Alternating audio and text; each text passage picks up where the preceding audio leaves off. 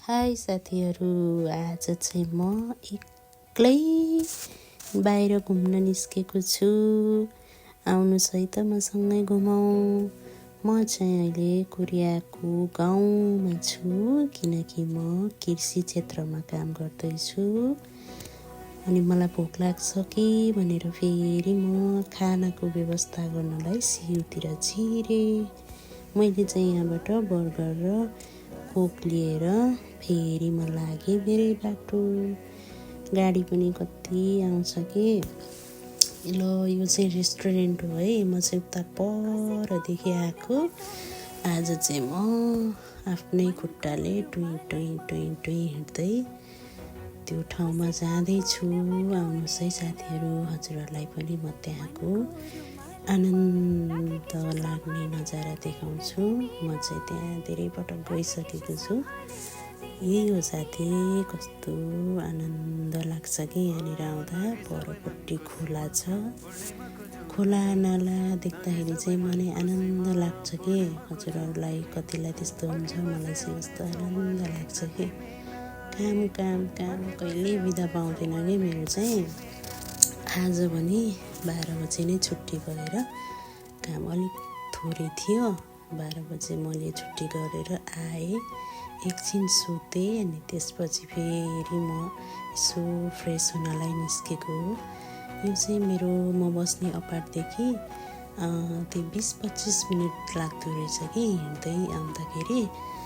अनि अरू साथीहरूको त काम छ, मेरो चाहिँ 12 बजी नै काम सकेको भएर म आएँ, बसेँ। मलाई थकै नै लाग्यो साथीहरू, पसिनै आयो। गर्मी चढिसकेछ नि है। कोरियाको चाहिँ गर्मी र जाडो एकैचोटि बढ्छ, एकैचोटि घट्छ। यस्तै गर्दा गर्दा म कोरिया आएको पनि लगभग 3 वर्ष हुन आँटिसक्यो कि साथीहरू। के गर्नु, पैसा कमाउनु त त्यस्तै हो, दुःख सुख भइरहेछ। अब बेला बेलामा चाहिँ आफूलाई यसो फ्रेस गराउन एक्लै भए पनि निस्किने आँट गर्नुपर्ने रहेछ कि। यो चाहिँ यहाँ वरिपरि भेट्टाइएको देखा परेको जनावरहरूको चित्रहरू होला सायद, के छ। यो मिनारी भनेको चाहिँ साग हो। मैले चाहिँ कोक खाने सुरु गरेँ साथीहरू। घाँटी नै सुक्यो कि मेरो त, स्या भयो नि। म त एकछिन बस्छु।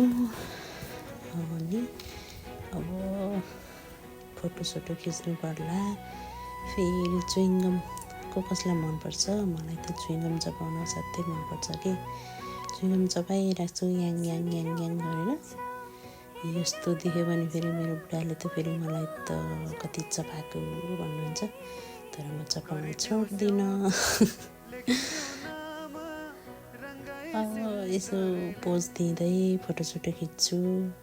अब यस्तै हो साथीहरू, कहिलेकाहीँ सेल्फ स्टिकलाई नै साथी बनाएर बाहिर निस्किनुपर्छ है त। आफूलाई self care, self love, self time साथीहरू। त्यसैले म चाहिँ बस्दा भिडियो, फोटो, टिकटक लिएँ। यता पिङ छ, म यो पिङमा पनि टिकटक बनाउने सोचिरहेको छु। अनि रात पर्यो, म चाहिँ हिँडेँ, फर्केँ वासस्थानतिर। जानु त मलाई माट जानुपर्ने छ, तर माट गएको भिडियो चाहिँ म पछि हाल्छु साथीहरू। आजलाई चाहिँ यति नै। मलाई लास्टसम्म हेरेर सुनेर बस्दिनु भएकोमा हजुरहरू सबैलाई धन्यवाद। यस्तै छ साथीहरू, परदेशमा के गर्नु, म जस्तो धेरैहरू हुन्छ होला। ल है त, टेक केयर। म घर आइपुगेँ।